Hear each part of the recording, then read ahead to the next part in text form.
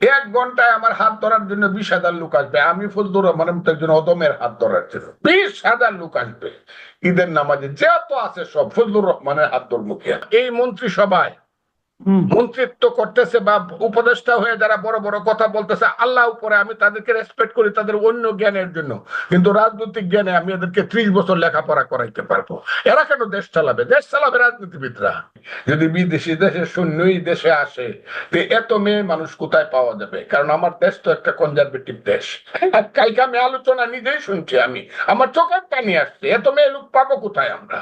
Advocate Fazlur Rahman, আজকে একটা দেশের জন্য আপনি সকাল থেকে নিশ্চয়ই খেয়াল করেছেন, আমিও খেয়াল করেছি, যতগুলি মিডিয়া আছে সকাল থেকে একটাই খবর, সেটা হলো বেগম খালেদা জিয়ার দেশে ফিরে আসা। এবং কোনো মিডিয়াকে রিকোয়েস্ট করতে হয়নি, কোনো মিডিয়াকে চাপ প্রয়োগ করতে হয়নি। প্রত্যেকটা টেলিভিশন আমি দেখেছি এটা একদম ধারাবাহিকভাবে তারা লাইভ করেছেন। এয়ারপোর্ট থেকে শুরু করে গুলশানে ওনার যে বাসভবন সে পর্যন্ত পৌঁছতে অল্প রাস্তা, আপনি জানেন, প্রায় 2.5 ঘন্টারও বেশি সময় লেগেছে। আমি আপনাকে দুটো প্রশ্ন করবো। প্রথম যে প্রশ্নটা করবো, একটা হলো যে এই যে জনগণের যে ওনার প্রতি যে ফিলিংস এর প্রকাশ, এটাকে আপনি কিভাবে মূল্যায়ন করবেন? আপনাকে অসংখ্য ধন্যবাদ।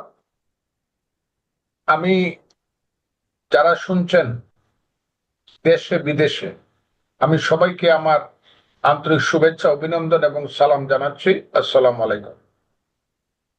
আজকের এই ঘটনাটা,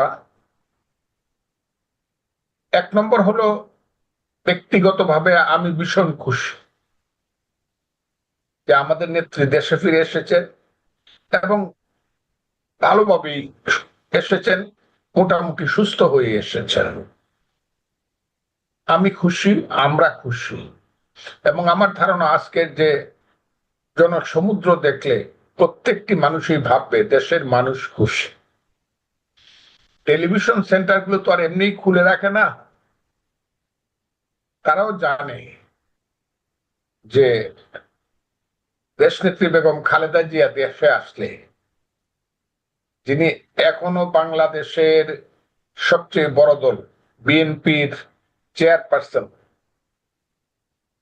তার এবং তার দলের কতটুকু জনপ্রিয়তা আছে। আজকের যে উনার আগমন এবং জনসমুদ্র দুটো মিলে, দুর্মুখ যারা বলে যে বিএনপির জনপ্রিয়তা আস্তে আস্তে কমে যাচ্ছে এবং বিএনপি মানুষ আর পছন্দ করছে না, তাদের জন্য একটা সবচেয়ে বড় উত্তর হলো আজকে নেত্রীর দেশে ফেরা এবং এই জনসমুদ্রের মধ্য দিয়ে বাসায় ফেরা। কাজেই আজকে এই জিনিসটার প্রকৃষ্ট ভাবে প্রমাণ হয়ে গেছে যে এখন পর্যন্ত বিএনপি সর্ববৃহৎ রাজনৈতিক দলই শুধু নয়, বিএনপি অত্যন্ত জনপ্রিয় রাজনৈতিক দল। আর উনার আগমনের মধ্য দিয়ে দেশে কিছুটা স্বস্তি আসবে, যে দল মনে করবে যে এখনো নেত্রী দেশে আছেন, যে কোনো বিপদে আপদে সিদ্ধান্তে নেত্রীর নিকট থেকে সঠিক সিদ্ধান্তটি পাওয়া যাবে। গার্জেন বাড়িতে এসেছে, একটা দেশের গার্জেন হোক, একটা বাড়ির গার্জেন হোক, বাড়িতে ফিরলে যেমন বা মানুষের মধ্যে একটা সাংঘাতিক ধরনের স্বস্তি আসে, বিএনপির মধ্যে এবং দেশের মানুষের মধ্যে সেই স্বস্তিটা এসেছে যে এখন আর খুব বেশি কিছু বিশৃঙ্খল পরিস্থিতির সৃষ্টি হলে অন্তত নেত্রীর মাধ্যমে আমরা জিনিসটা ভবিষ্যতে আমরা পদক্ষেপ নিতে পারবো। এটা একটা খুবই আমাদের জন্য, দেশের মানুষের জন্য একটা আনন্দের খবর।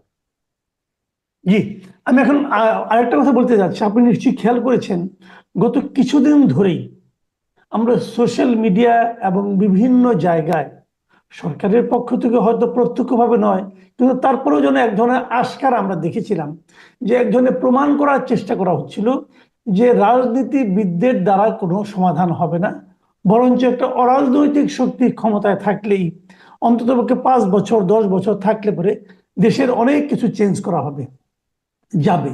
সেই সঙ্গে এমন প্রচারও করা হচ্ছিল ভাবখানা এমন ছিল যে যতই দিন যাচ্ছে প্রত্যন্ত অঞ্চলে বিএনপির জনপ্রিয়তা কমতেছে, যে জিনিসটা আপনিও আপনার কথা একটু আগে একটু বলার একটু ইঙ্গিত দিলেন।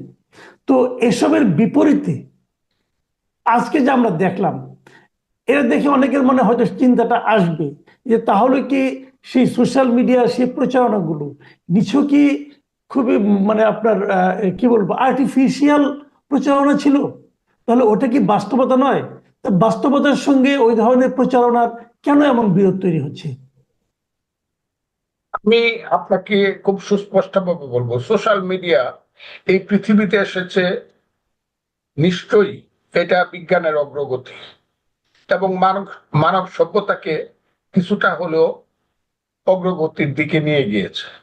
কিন্তু আমাদের দেশের সোশ্যাল মিডিয়া গুলো বেশিরভাগ ক্ষেত্রে অপপ্রচারের একটা মিডিয়া হয়েছে, যন্ত্র হিসাবে ব্যবহৃত হচ্ছে। আমি দীর্ঘদিন যাবৎ বলছি, দেশে বিদেশে যারা সোশ্যাল মিডিয়া ব্যবহার করে, অবশ্যই এখন এদের কণ্ঠগুলো ছোট হয়ে আসছে। আপনার কণ্ঠ, আমার কণ্ঠ, বা আমাদের যারা দেশের ভিতরে থেকে সঠিক কথাগুলো বলি, আমি নাম বলতে পারবো, তাদের কণ্ঠ অনেক বেশি বড়। ওই বিদেশে থেকে বা ওই অতে থেকে বিভিন্ন দলের একদম কি সমর্থক বলবো, কঠিন সমর্থক হিসাবে যারা কথা বলতো, তাদের কণ্ঠগুলো কিন্তু এখন বাস্তব ক্ষেত্রে ছোট হয়ে আসছে। এবং তাদেরকে যে আস্কারাটা দিচ্ছে, সে আস্কারা দেওয়ার মূল প্রতিষ্ঠান হলো বর্তমান বাংলাদেশ সরকার, এবং সেই বাংলাদেশ সরকারের প্রধান জনাব অধ্যাপক মোহাম্মদ ইউনূস। আমি কেন বলছি কথাটা, এই কথাগুলো খুব ছোট মানুষের মতো মনে হয়। যেমন ধরেন, এই যে জনাব ইউনূস সাহেব এবং তার সরকার ব্যাপক সংস্কার করে তারপরে নির্বাচন দিবে, এইটুক কথা শুনেই ইউরোপীয় ইউনিয়নের প্রতি কৃতজ্ঞতায় যারা বিগলিত হয় এবং আজানুলম্বিত হাসি দিয়ে যারা মনে করে, মানুষকে দেখায়, দেখ আমাদেরকে ইউরোপীয় ইউনিয়ন আমাদেরকে কত সমর্থন করে, এদেরকে আমার লজ্জাহীন মনে হয়। এবং লজ্জাহীন মনে হয় এই কারণে, দেশের সম্পর্কে, দেশের মানুষ সম্পর্কে, অন্যদিকে একজন খুব জ্ঞানী মানুষ হতে পারে, কিন্তু আমি ইংরেজির মাস্টার, শিক্ষক, খুব বড় শিক্ষক হতে পারি, কিন্তু অঙ্কে গেলে আমি a plus b whole square is equal to a square plus twice ab plus b square, এই কথাটা বুঝি না। আজকে সরকার অরাজনৈতিক ভাবে, অরাজনৈতিক ব্যক্তিত্বের মাধ্যমে অনেক বেশি জ্ঞানী গুণী লোকজন থাকতে পারে, কিন্তু দেশের ভবিষ্যৎ, দেশের মানুষের মন, তাদের বিবেক, তাদের বিবেচনা, তাদের সমর্থন পূজার মতো যোগ্যতা যে তাদের নাই, এই শিশু সুলভ কাজ করা। ঈদের নামাজে গেলাম, আমার হাতে ধরিয়া, হ্যাঁ 500 মানুষ করলে আপনি থাইকা যান, এতেই বুঝলাম আমার জন্য সমর্থন বাইরে গেছে। ওই সুনামগঞ্জে বেড়াইতে গেলাম, অথবা আমি কিশোরগঞ্জে গেলাম, এক ঈদের নামাজ পড়লাম, এটা যদি আমি আগে তাই অ্যারেঞ্জও করতে হবে না, অ্যারেঞ্জ করলে তো উপায় নাই, 1 ঘন্টায় আমার হাত ধরার জন্য 20,000 লোক আসবে। আমি ফজলুর রহমানের মতো একজন অদমের হাত ধরার জন্য 20,000 লোক আসবে ঈদের নামাজে, যত আছে সব ফজলুর রহমানের হাত ধর্মকে এরেঞ্জ করলে। আর এরেঞ্জ না করলে অটোমেটিক্যালি আমরা এক জায়গাতে গেলে পরে আপনি চিন্তাই করতে পারবেন না কত মানুষ হাত ধরতে আসে, ভাই আপনি হবেন বাংলাদেশের নেতা, আপনি হবেন বাংলাদেশ ইত্যাদি। এই যে কথাগুলো, এই কথাগুলো শুনে যারা পুলকিত হয় এবং এটাকে, এই কথাটাকে সত্য কথা বা প্রতিষ্ঠিত সিদ্ধান্ত ধরে নিয়ে যারা মনে করে আজীবন রাজ ক্ষমতায় থাকতে পারবে, এদের মতো রাজনৈতিক বোকা এবং ইতিহাস সম্পর্কে এত অজ্ঞ মানুষ, যাদের সম্পর্কে আমার খুব করুণা হয়। অথচ লোকগুলা কত ডক্টরেট, কত পিএইচডি, কত প্রফেসর, কত দেশি বিদেশি জ্ঞানী গুণী বিদেশের ইউনিভার্সিটিতে প্রফেসরি করে। আমি তো দেখলাম এখন যে ইউনূস সাহেবের সরকারে যারা এই দেশটা চালাইতেছে, তাদের 11 থেকে 15 জন লোক হইল আমেরিকার নাগরিক বা বিদেশি নাগরিক। আমি এটাকে ছি বললে পরে কম বলা হবে। আমি লজ্জিত, দেশের মানুষ লজ্জিত এবং বিক্ষুব্ধ হওয়া উচিত যে আমেরিকার নাগরিকেরা যারা বছরের পর বছর ওখানে থেকে, হ্যাঁ, যারা নিজেদের বৃত্ত বৈভব না ফজলু বললেও ভাই, তার সুখ ফজলু ভাই, সুখ আমি আমি আমি আমি একটু কুতর্ক করি আপনার সঙ্গে, একটু কুতর্ক করতে বলেন। চাই। সেটা হলো যে আমেরিকার নাগরিক মানে দ্বৈত নাগরিক আর কি, ডুয়েল জি। সিটিজেন, এটা হলো সমস্যাটা কি? তারা যদি দেশকে ভালোবেসে দেশের জন্য কিছু করতে চায়, প্রবলেমটা কি? আমি গেলাম না কেন? বলবে আপনি আমি তো সুযোগ তাদের পাননি আমার তাই যান নাই। না, আমি আমি সার্টিফিকেট দেখি বসুক, তাদের চেয়ে সার্টিফিকেটটা আমার কম কিনা।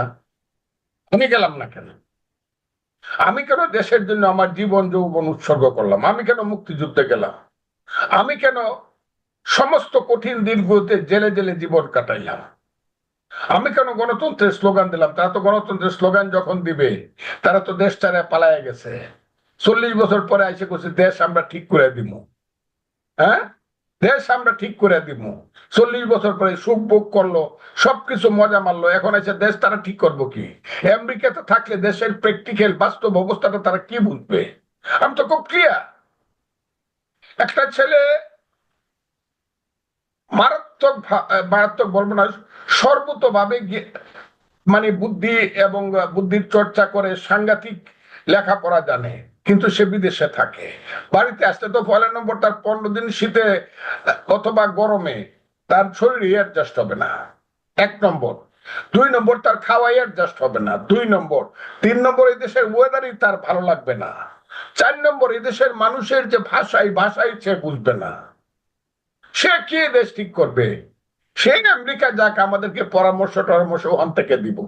দেশ ঠিক করবে এই দেশের যারা কৃষকের, শ্রমিকের, মেহনতি মানুষের সাথে খেতের আইলে ঘুরে ঘুরে, শ্রমিকের বস্তিতে ঘুরে ঘুরে, যারা ওই গার্মেন্টস ফ্যাক্টরির যে একটা নারী, রক্তহীন নারী, যার রক্ত শূন্য মেয়ে আমার, যার কথা ছিল কলসিকাকে ঘাটে পানি আসবে, আম গাছ জাম গাছে নিতে থাকবে, যৌবনে বিবাহিতা হবে, সেই মেয়েটি যখন মা বাপকে ছাইড়া ঢাকার বস্তিতে থাকে, সেই মেয়েরা যখন ফজরের নামাজের আজান পড়ে, আসসালাতু খায়রুম মিনান নাওম, এবং তারা যখন একটা টিফিন ক্যারিয়ার হাতে মাত্র 10টা টাকা বাঁচানোর জন্য তিলমাল হেঁটে ওই পথে যায়, গার্মেন্টসে যায়, তার সঙ্গে বসবাস না করলে, তার সঙ্গে যদি উঠা বসা না থাকে, সে কি করে বাংলাদেশের মানুষের সমস্যা বুঝবে? আমি তো খুব ক্লিয়ার। কাজে আমি চাই না যে বিদেশি নাগরিক যারা, তারা এসে এখানে একদম নেতৃত্ব কি, মন্ত্রিত্ব, নেতৃত্ব, সিদ্ধান্ত সব কি তাদের হবে নাকি? আমরা কি এই দেশে কি ঘাস কাটি নাকি? আমরা কি অপরাধ করলাম নাকি? মানুষকে ভালোবাসে কি অপরাধ করলাম নাকি? গ্রাম থেকে একটা লোক দৌড়ায় যখন আসে, আমার লিডার, আমার আমার স্ত্রী মারা যাবে, তারা চিকিৎসা করে দেন, নিজের টাকা পয়সা দিয়ে নিজে দৌড়ায় গিয়ে ডাক্তারের হাতে পায়ে ধরে ভর্তি করায়।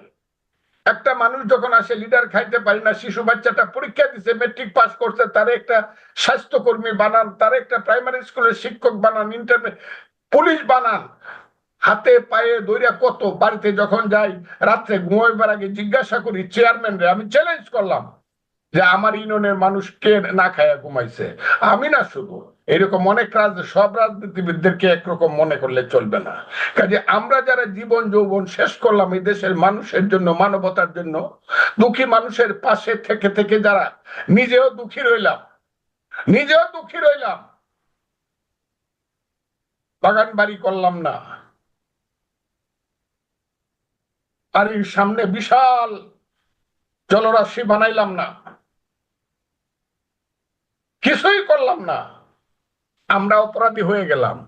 আর জ্ঞানী কিন্তু হয়ে তারা তো গেল বলছে, কিন্তু আমি কিন্তু এদেরকে রাজনীতি ফজলু ভাই, করাতে পারবো। যারা এই মন্ত্রিসভায় হুম, মন্ত্রিত্ব করতেছে বা উপদেষ্টা হয়ে যারা বড় বড় কথা বলতেছে, আল্লাহ উপরে, আমি তাদেরকে রেসপেক্ট করি তাদের অন্য জ্ঞানের জন্য, কিন্তু রাজনৈতিক জ্ঞানে আমি এদেরকে 30 বছর লেখাপড়া করাইতে পারবো। এরা কেন দেশ চালাবে? দেশ চালাবে রাজনীতিবিদরা। কিন্তু একটা কথা ফজলু ভাই, কিন্তু ওনারা তো বলছেন, এই এক উপদেষ্টাই তো বলেছেন যে রাজনীতিবিদরা তো 52 বছর কিছু করতে পারে নাই, কাজে ওনারা করে দেখাবেন। তাহলে ওনাদের এই কথার কি আপনি কি কোনো গুরুত্ব দিচ্ছেন না? পারে না, তারা যন্ত্রণা তারা জেনে গেছে যে ওনার কি ছিল, এই টকশো ছিল এটা। আপনি আমাকে সঞ্চালনা করছিলেন, আমি বলছিলাম যে ভদ্র মহিলা বলছিলেন আমাদেরকে কেন 53 বছর পরে আসতে হলো এবং আমাদেরকে কেন কেউ আপনাদেরকে আনে নাই, আপনারা ষড়যন্ত্র করে আনছেন। এটা আমি বলবো it will be established in this country. যদি ইতিহাস থাকে একদিন প্রমাণিত হবে অনেকে এই দেশে ষড়যন্ত্র করে আইসা এখানে বসছেন এবং সেই ষড়যন্ত্রের ফলাফল হলো আমার দেশ আজকে বড় দেশের জন্য নিজের খাল কেটে কুমির আনার চেষ্টা করছে। আমার দেশ আজকে করিডোর দিতে হবে, আমার দেশকে আজকে অন্য দেশের স্টিমার লাগানোর সুযোগ দিতে হবে। এবং আমি কালকে একটা বিদেশি আলোচনায় দেখলাম, কথাটা খুব ক্লিয়ার, এখানে বলাটা বড় মুশকিল। একটা বিদেশি আলোচনায় বললো যে আমার দেশ এত কনজারভেটিভ, যদি বিদেশি দেশের সৈন্যই দেশে আসে তো এত মেয়ে মানুষ কোথায় পাওয়া যাবে, কারণ আমার দেশ তো একটা কনজারভেটিভ দেশ। আর কালকে আমি আলোচনা নিজেই শুনছি, আমি আমার চোখের পানি আসছে, এত মেয়ে লোক পাবো কোথায় আমরা? আমার কথাটা কি আপনারা বুঝেন নাকি আরো ভাঙ্গে বলতে হবে? ভাঙ্গে বলার তোর দরকার না। কাজেই ওই তারা এই পর্যন্ত করছে যে অরাজনৈতিক লোকেরা দেশ চালাইতে গিয়ে আজকে দেশটাকে এই জায়গায় নিয়ে গেছে যে এখন আমাদের অপেক্ষা করতে হয় ইউরোপীয় ইউনিয়ন যদি একটু দয়া করে কয় না না ইলেকশন দেওয়ান লাগবে না, আপনি সারা জীবন থাকবেন, তাতে আমি একদম এত লম্বা হাসি দিই, আরে বাবারি, যেটা চিন্তাই করা যায় না। আমার কাছে তো লজ্জা হবে, আমি যদি বসতাম ক্ষমতায় আর একজন যদি আইসা বলতো আপনি আরো কিছুদিন থাকেন, আমি বলতাম এই লোকটা বা এই প্রতিষ্ঠানটা আমার সাথে শত্রুতা করতেছে, যা আমাকে ডুবাইতে চায়। তো একদিন তাদের বেশি থাকা উচিত না এবং তাদের বোধোদয় হওয়া উচিত যে বিএনপির মতো সংগঠন অনেক ধৈর্য সহ্য করে এবং রাজনৈতিক অনেক প্রজ্ঞা দিয়ে ধৈর্য ধরে আছে বলেই তারা এখন পর্যন্ত। কিন্তু বিএনপি যদি মনে করে এই দেশের মানুষ সহ এবং অন্যান্য স্বাধীনতার পক্ষের রাজনৈতিক দল সহ যদি একদিন খালি বলে যে ইলেকশনটা অমুক দিন দিতে হবে, ওই যে আমারে বলা হয় যে ফজলুর রহমান খুব কঠিন কথা বলছে, আমি অনেক কথার পরে বলছিলাম এমন দিন আসতে পারে বাপটাকে ইলেকশন দেওয়া লাগবে। জিনিসটা কিন্তু এই জায়গাতে যাচ্ছে। এখন পর্যন্ত আমি বলি জনতার হাতে, জনতার প্রতিনিধিদের হাতে দায়িত্ব হস্তান্তর করা হোক through a process of parliament election. আচ্ছা, আমি আমি আমি শেষ প্রশ্নে আসছি যে অনেকদিন ধরে কিন্তু বিএনপির সঙ্গে এই সরকারের এক ধরনের একটা বিরোধ আমরা দেখছি। সেই বিরোধটা হচ্ছে নির্বাচনের তারিখ নিয়ে। বিএনপি বারবার বলছে ডিসেম্বরের মধ্যে নির্বাচন চাচ্ছে, আর সরকার বলছে ডিসেম্বর থেকে জুনের মধ্যে নির্বাচন হবে। তো সরকার একটা অস্পষ্ট, বিএনপিটা একদম স্পষ্ট, তারা বলছে ডিসেম্বরের মধ্যে হতে হবে, ডিসেম্বরে চাচ্ছে তারা। এখন খালেদা জিয়া দেশে ফিরলেন এবং আমি যতটুকু টেলিভিশনের পর্দায় দেখলাম ওনাকে তুলনামূলকভাবে আমার অনেকটাই সুস্থ মনে হলো এবং উনি কথাবার্তা বললেন। আমি দেখলাম হুইল চেয়ার থেকে উনি প্রায় হেঁটেই একা একাই কিন্তু গাড়িতে উঠলেন। এই সবকিছু প্রমাণ করে যে উনি শারীরিক এবং মানসিকভাবে যথেষ্ট সুস্থ আছেন। আপনার কি মনে হয় খালেদা জিয়ার এই আগমন এবং আগামী কয়েকদিনের মধ্যে ওনার যে সমস্ত কথাবার্তা আমরা শুনতে পাবো বলে আশা করছি, সেগুলো কি এই সরকারের সঙ্গে বিএনপির যে বিরোধ, যে নির্বাচনের তারিখ নিয়ে, এক্ষেত্রে কি সরকারের উপর বাড়তি কোনো চাপ ফেলতে পারে? খুব একটা সুন্দর প্রশ্ন করেছে। ওনার সুস্থতা, যে সুস্থতা ওনাকে অন্তত নয়াপল্টনের অফিসটাতে সপ্তাহে একদিন বসার সুস্থতা দিবে আর গুলশান অফিসটাতে একদিন বসার সুস্থতা দিবে, এইটুক সুস্থতা যদি আল্লাহর রহমতে তার হয়, আমি আপনাকে বলতে পারি খালেদা জিয়া 1983 সন থেকে 82-83 সন থেকে এরশাদ বিরোধী আন্দোলন থেকে আজ পর্যন্ত সবারই অনেক বেশি স্খলন আছে। রাজনীতিতে ভুল ত্রুটি হয় স্বাভাবিক, কিন্তু দেশনেত্রী বেগম খালেদা জিয়া তার কথা, তার সিদ্ধান্ত, তার অভিমত এবং তার চারিত্রিক দৃঢ়তা, এটার সঙ্গে এটার মধ্য দিয়ে তিনি কিন্তু বাংলাদেশের রাজনীতিতে অতুলনীয় হয়ে আছেন। যদি উনি সুস্থ থাকেন, আজকে যারা এই ক্ষমতায় আছে তারা তার কাছে, আমি মনে করি তার কাছে কিছুই না এবং তার কাছ থেকে রাজনৈতিক শিক্ষা নিতে হবে এবং তার কথা শুনলে পরেই একমাত্র বাংলাদেশ সঠিকভাবে চলবে। এবং আমার বিশ্বাস জনাব ইউনূস সাহেবের নেতৃত্বে যে সরকার আছে, দেশনেত্রী বেগম খালেদা জিয়ার সুস্থতার উপরে, তার কাছ সুস্থ হলে বা সুস্থ হয়ে যদি উনি বসতে পারেন, তার কাছ থেকে সিদ্ধান্ত না হোক, অন্তত সাজেশন নিতে দেশ অনেক বেশি ভালো চলবে। তবে এখন আমি যেটা দেখতেছি, এর বাইরেও ইউনূস সাহেবের বাইরেও তার সাপোর্টার যে গোষ্ঠী, জি যারা দিনে দিনে প্রতি শুক্রবারে বায়তুল মোকাররম থেকে মিছিল বাইর করে, সেই যে গোষ্ঠী, মোল্লা মুন্সিদের গোষ্ঠী, যারা এখন আবার নারী আহ, আহ, এটা কি বলবো, নারীদের ব্যাপারে যে হয়েছে, যে সিদ্ধান্ত এখন হয় নাই, যে সিদ্ধান্ত হওয়ার পথে আছে যেটা, এটার ব্যাপারে তারা যেটা বলে, তারা বলতে পারে আরে খালেদা জিয়া তো একজন মেয়ে মানুষ, তার তো বোরকা পরে বাড়িতে থাকতে হবে, তুমি তো ঘর থেকে বের হতে পারবেন। আমি দেখলাম, আমি ছিলাম না ঢাকায় ওই দিন, যেদিন তারা হেফাজতে ইসলাম সোহরাওয়ার্দী উদ্যানে যেদিন তারা সমাবেশ করছে, আমি তাদেরকে দোষ দেই না। ইসলাম অনেক উন্নত, ইসলাম এবং মোল্লাতন্ত্র কিন্তু এক না। চিরদিন কিন্তু ইসলামকে মোল্লাতন্ত্র ধ্বংস করছে, এবং বাংলাদেশে যে মোল্লাতন্ত্র সৃষ্টি হয়েছে, যেভাবে মেয়ে লোককে পিটানো হয়েছে, প্রতীকী পিটানো, আমার কাছে মনে হয়েছে এই দেশের তো আর পৃথিবীর মঙ্গল গ্রহের মধ্যে না, এই দেশটা তো সৌরজগতের মধ্যে পৃথিবী।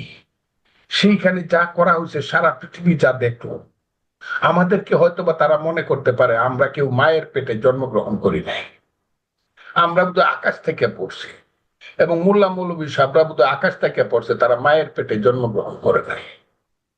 এবং পৃথিবীর মানুষ মনে করে যে তারা যদি মেয়ে লোককে এই ধরনের চিন্তা করে, এইভাবেই এত হ্যাকারাত নজরে দেখে, তাহলে মায়ের পেটে তারা জন্মগ্রহণ করলো কেন? মা কেন শিশুকালে তাদেরকে দুধ খাওয়াইলো? মা কেন শিশুকালে তারা যখন অসুস্থ হয়েছে, সারা রাত মাথার পাশে বৈশা মাথার উপরে কেন জ্বর হইলে পরে পানি ঢেলা দিল? কেন মেয়ে কেন এখনো তাকে বাবা ডাকে? কেন বাবার অসুখ হলে করে মেয়ে গিয়া পাশে পড়ে? এদেরকে তো মা মেয়েরা, এমন দিন আসতে পারে, আমাকে 3জন মহিলা আজকে সুপ্রিম কোর্টে অ্যাডভোকেট বলছে যে আমরা মেয়েদেরকে বলবো যে যারা মেয়েদের প্রতি এত কিছু অনীহা প্রকাশ করে, আমি আর বললাম না, এত ঘৃণাবোধ যাদের মেয়েদের প্রতি, তাদেরকে তোমরা খাবার দাবার দিবা না, আর কিছু দরকার নাই, তারা রান্না বান্না করে খাক, প্লেট মুচ্ছা খাক, তাদেরকে দিবা না। মৌলানা সাহেবরা তো এক বাড়িতে গেলে গরু, খাসি, মুরগি, কবুতর দিয়া, হ্যাঁ, মাছের ভাজা, বিরিয়ানি খায়, এগুলা কিন্তু মেয়েরাই পাক করে। কাজে এই দেশটা এখন যে জায়গাতে চলে যাচ্ছে, বেগম খালেদা জি এখান থেকে একজন ভদ্র মহিলা হয়ে কতটুকু এখান থেকে উত্তরণ ঘটাতে পারবে। তবে আমি মনে করি যে এখান থেকে দেশ নেত্রী বেগম খালেদা জিয়ার নেতৃত্বে উত্তরণ ঘটবে। এবং আমি আরেকটা বলি, এই দেশে জি উত্তরণের সর্বশেষ কথাটা হইলো আমার, আপনার সর্বশেষ জানতে চাচ্ছেন বিচার বিভাগ, বিচার বিভাগ এবং বিচার বিভাগ। আমি আইনের ছাত্র এবং আইনজীবী, আমি 50 বছর যাবত ওকালতি করি। আমি খুব ক্লিয়ারলি আপনাকে বলি, যতদিন পর্যন্ত এই দেশে আইন অঙ্গন ঠিক না হবে, বিচার বিভাগ ঠিক না হবে, ততদিন পর্যন্ত অন্যায় ও বিচার এই দেশে চলতে থাকবে। এবং সেই জি অন্যায়, এই অন্যায় বিচারটা আগেও ছিল, এখন আরো বেশি হচ্ছে। বিচার বিভাগের অন্যায় বিচার, এর থেকে দেশকে মুক্ত করতে হবে। এবং শেষ কথাটা হলো, জনগণের প্রতিনিধিদের মাধ্যমে দেশ পরিচালিত হতে হবে, এবং সিদ্ধান্ত করিডোর দিবেন কি দিবেন না, সেন্ট মার্টিন দ্বীপে স্টিমার লাগাইতে দিবেন, সিদ্ধান্ত must be come out from the people of this country. জনগণকে সিদ্ধান্ত নিতে দিতে হবে। এর বাইরে এটা কোনো কারো বাপের, দেশটা কারো বাপের না। গান গায়ে যারা 5ই আগস্ট ঘটাইছে, তাদেরকে আমি মনে করাই দিয়ে আমিও বলি দেশটা কারো বাপের না, এবং এর জন্য খেসারত কিন্তু যারা এটা করবে তাদের দিতে হবে। কারণ জি আমরা অনেক ধন্যবাদ। মুক্তিযুদ্ধের মাধ্যমে দেশ স্বাধীন করছি, কারো দয়ায় না। অনেক ধন্যবাদ জনাব অ্যাডভোকেট ফজলুর রহমান। প্রিয় দর্শক, আপনারা শুনলেন বীর মুক্তিযোদ্ধা অ্যাডভোকেট ফজলুর রহমানের কথা। উনি ওনার স্বভাব সুলভ ভঙ্গিতে বিভিন্ন প্রসঙ্গে ওনার খোলামেলা বক্তব্য রাখলেন। আপনাদের কেমন লাগলো আমাদের লিখে জানাবেন।